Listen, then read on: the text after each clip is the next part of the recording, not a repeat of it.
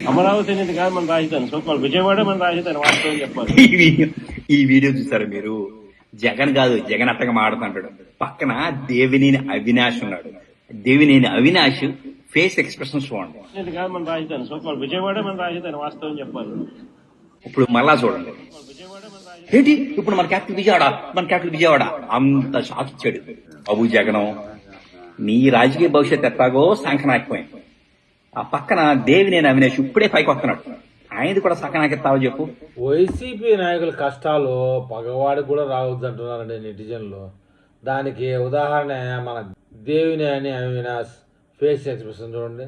జగన్మోహన్ రెడ్డి 3 రాజధానులు అంటే 3 రాజధానులు అంటారు, మోవిగనంటే మావిగన్ అంటారు. ఇప్పుడు నిన్న మొన్న సజ్జల మహానుభావుడు ఆ ఒంగోలు దగ్గర దొనకొండ అంటే దొనకొండ అంటారు. ఇప్పుడు విజయవాడ రాజధాని అంటే విజయవాడ అంటాడు. రకరకాలుగా అండి. చూడండి దేవినేని అవినాష్ మొక్కం ఎక్స్ప్రెషన్ ఎంత చిన్నపోయిందో. వీళ్ళు ఉండంగా ఇలాంటి వ్యవహారాల వల్ల దేనికి పనికి రాకుండా తయారైపోతారండి. జగన్మోహన్ ఎలాగో డబ్బుల విషయంలోనూ వాళ్ళ నాన్న ముఖ్యమంత్రిగా ఉన్నప్పుడు ఫేమస్ విషయంలో పైకి వచ్చేసాడు. ఆయన కింద పడేది ఏమి ఉండదు, ఇలా గిటకబారి పోవడం తప్ప. ఇప్పుడు దేవినేని అవినాష్ లాంటి వాళ్ళు విజయవాడ గోదావరి జిల్లాలో ఉన్న వైసీపీ నాయకుల పరిస్థితులు ఇదే మాదిరండి.